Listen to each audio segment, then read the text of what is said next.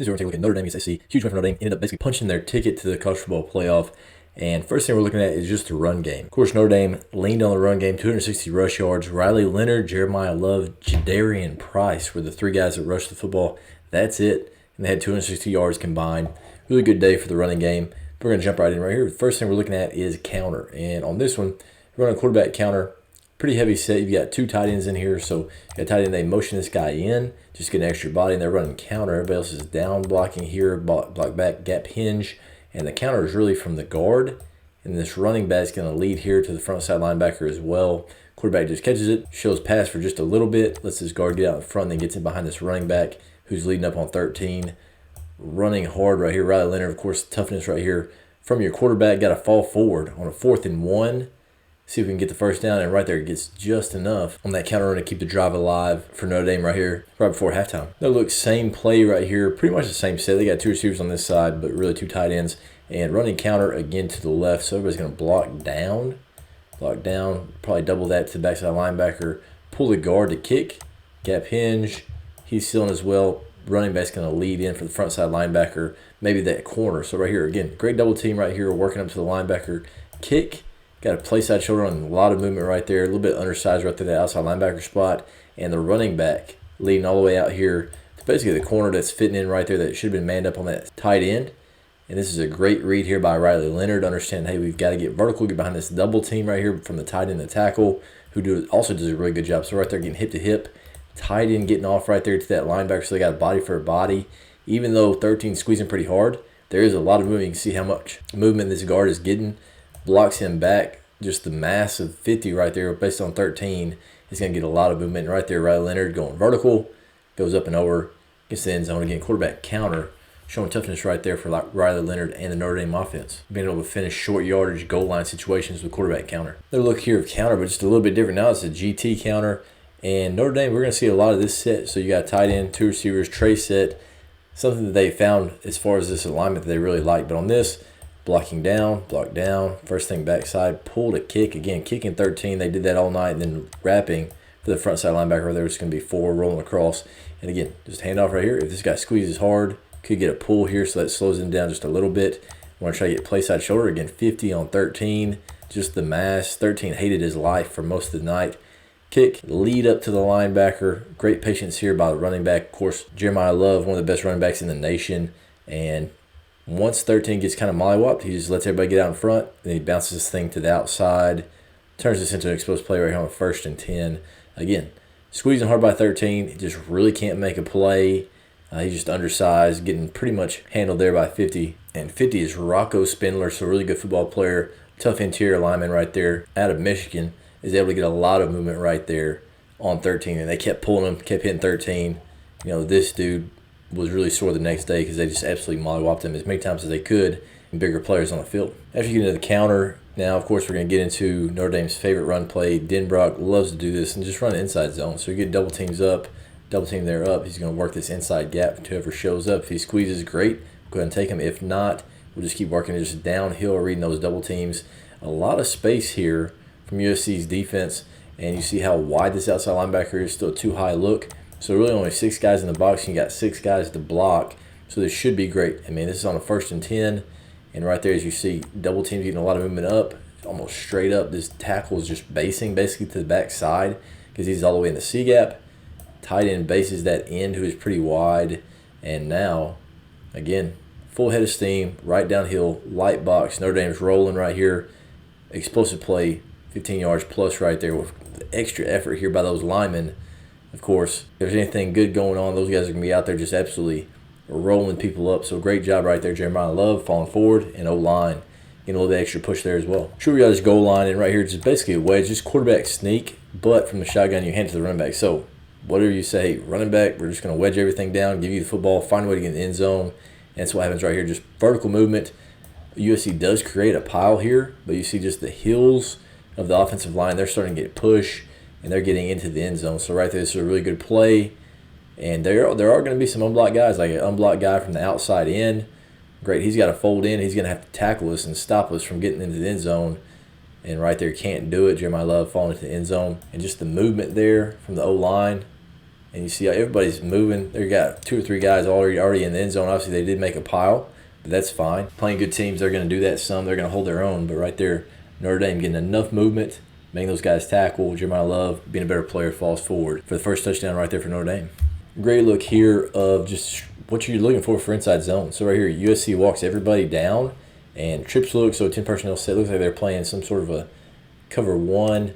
So we got 1, 2, 3, 4, 5, 6 guys up here on the line of scrimmage. Let's take care of all of them. We're just going to base everybody. Of course, they could twist, but read this defensive end right here. If you squeeze this hard, there's nobody left for the quarterback. Everybody else is manned up. If you can get a bite on everybody, there's nobody left. They even try to bring the corner here, so you could flip that out there to the outside, but right there, Riley Leonard doesn't see it. But right there, coming from the outside, 2 guys in the gap because he's outside, and right there just handing the thing downhill. And whenever you get a body on a body and they're being aggressive at the line of scrimmage, you got a really good chance to crease it and turn it into explosive play. And right here, Jadarian Price just absolutely takes off like a shot out of a cannon here. Once he breaks that first line, there's nobody left. And as you see, everybody's in the backfield. Just a little bit of a crease. Jadarian Price takes this thing, and he's in the USC secondary. Everybody else is playing man-to-man, so they're running off. And, of course, strolls to the end zone. Jadarian's going to win that race every single time. Nobody even there. I don't even think anybody touches him all the way till he gets to the end zone. Great job by the O-line picking everything up. Not letting there be any unblocked defenders there in the box. And then as soon as you crease it, now it's just off to the races. Another look here. We talked about that tray set. So, again, 2 receivers. You're tight end over here to it. And they're just in the pistol running straight downhill inside zone. This box, again, is extremely light. So, base right there with the tight end. You can double there up. And you're probably going to sift this. You may even base that to the backside, which is what they do right here, just a zone base. Because the box is absolutely exactly what you're looking for. 2 high look, he's trying to roll in late, but you're 6 on 6 right here. That's what they do. They just take care of those 6 with their 6 and straight downhill run. There's your unblocked guy. That's a safety rolling into the box. And running backs a lot of times are going to make that guy miss, and that's what happens here. So safety rolls in, and you see he fits this outside gap. Running back sees it. He makes it cut off of it, makes him wrong, and now you're rolling on the deep safety. Again, it's Jadarian Price playing with speed through that just inside zone against that lighter box. Great read of the secondary player that's rolling in and just making that cut. Just boom, puts his foot in the ground and goes back to his left through that A or B gap, and now he's rolling into the secondary. Same formation we saw, again, tight end, 2 receivers, so a tray set. And right here, they actually got 7 in the box. So 7 in the box, but he's going to work this inside gap here, the tight end is, all the way up here to the safety to roll down. And now base, double there up, and there's your read for the quarterback so they can even it out with the quarterback read, which is what they're able to do right here. Again, inside zone, getting double teams all over the place, getting creases, horizontal movement here by the front side, and then working up to those linebackers. He's pinned to the backside. There's your read. Doesn't squeeze hard enough to tackle the running back, so it's going to be a give. There's your tight end up to the safety. And right there, big crease. I mean, I really like it. Again, same running back, Jadarian Price. That guy had a really good night. He ended up rushing for over 100 yards, 111, averaged 9.3 per rush. And this is just one of the explosive runs that he did have right there, just inside zone. USC giving you a light box, so take it all day. And that's what they did, just running the football right at them and having tons of success. Look at the run game. Now we're going to look at just the defense from Notre Dame. Obviously, didn't quite dominate like they would hope to. USC actually had 557 total yards, but there were some timely stops and obviously some big interceptions that were returned for touchdowns. But right here on this one, in the fourth quarter, right here to start the fourth, and a little bit of a overload here, they motion a guy from out of the backfield. They get 2 receivers over here, and they're running their flat route here from the far side. And this is just a great read here by Notre Dame. So right here, DN squeezes. If he would have got upfield, they're going to hand the football off. But right here, he squeezes, so now they're going to get on the edge. And they got him working all the way to the corner. He's right there trying to pin.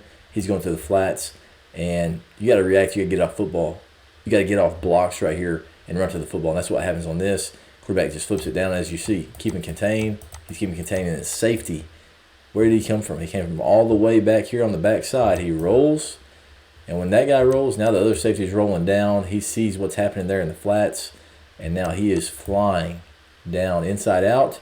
And as you see it, nobody gets blocked here. There's your safety. There's the guy that's supposed to get blocked. And then, of course, these guys from the inside out run there from the D-line and linebacker spot. No chance for that play to work. Great pursuit right there by the defense from Notre Dame.